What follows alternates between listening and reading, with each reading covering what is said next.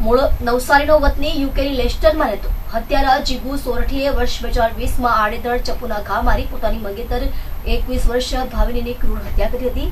યુકેની Leicester કોર્ટે આરોપી જીગુને આજીવન કેદની સજા ફટકારી હતી। આરોપીના પરિવારે ભારતની જેલમાં ટ્રાન્સફર કરવા માટે અરજી કરી હતી। 4 વર્ષ બ્રિટનની જેલમાં સજા ભોગવ્યા બાદ આરોપીને સુરતની જેલમાં ટ્રાન્સફર કરાયો છે। બ્રિટિશ એક્સપર્ટ કેદીને લઈ યુકેથી દિલ્હી એરપોર્ટ પરથી અને સુરત પોલીસને સોંપ્યો છે। દિલ્હી એરપોર્ટ પર કેદીના આપલેની વિડીયોગ્રાફી અને ડોક્યુમેન્ટેશન કરાયું હતું। નોંધનીય છે કે વર્ષ 2020માં 23 વર્ષીય જીગુ કુમાર સોરઠીએ 21 વર્ષીય મંગેતર ભાવિનીની ક્રૂરતાપૂર્વક હત્યા કરી હતી। સમગ્ર મામલે યુકેની લેસ્ટર કોર્ટે હત્યારાને અતિ ક્રૂર જાહેર કરી આજીવન કેદની સજા ફટકારી હતી।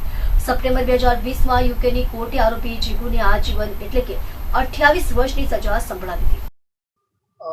अपना उमरगांवना जो कलगांव एरिया है त्याना एक रहवासी है जीगू कुमार सोरठी जे यूके में एक मर्डर केस में जो कन्विक्ट थયેલા છે અને અમુક વર્ષો ત્યાં એના સજા કાપીને जो अपना भारत सरकार અને यूके गवर्नमेंट સાથેના ट्रांसफर ऑफ सेंटेन्स पर्सनना जो एक एग्रीमेंट है एना हिसाबथी बीजा जेटला भी समयना सजाना बाकी है एना सजाना समय अहींया लाजपुर सेंट्रल जेल में गाळवा माटे जो है हमारी टीम भारत सरकार गृह मंत्रालय हुकुम थी जो है ब्रिटिश अथॉरिटीज एना अपना कब्जो सौंपेल जो है अने गई काले जो है एसीपी हेडक्वार्टर मिस्टर राणा અને એની પૂરી ટીમ એના કબજા લઈને ગઈકાલે લાજપુર જેલ સુરત ખાતે જો है એના ત્યાં જો સોંપેલ જો है અને બાકીની જો સજાઓ છે એના અહીંયા એના વ્યતીત કરવાના રહેશે।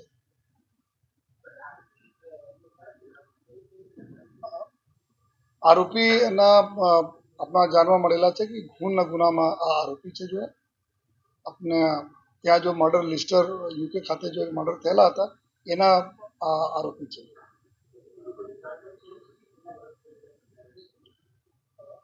એટલા પર સમય જો ઇન્ફોર્મેશન ઓફિશિયલ ઇન્ફોર્મેશન મળી છે કે બાકીના સમય જેટલા કરવાના છે આ જો જેલ અથોરિટીઝના આપણે ભારત સરકાર એના જેલ અથોરિટીઝને ઇન્ફોર્મ કરેલા છે।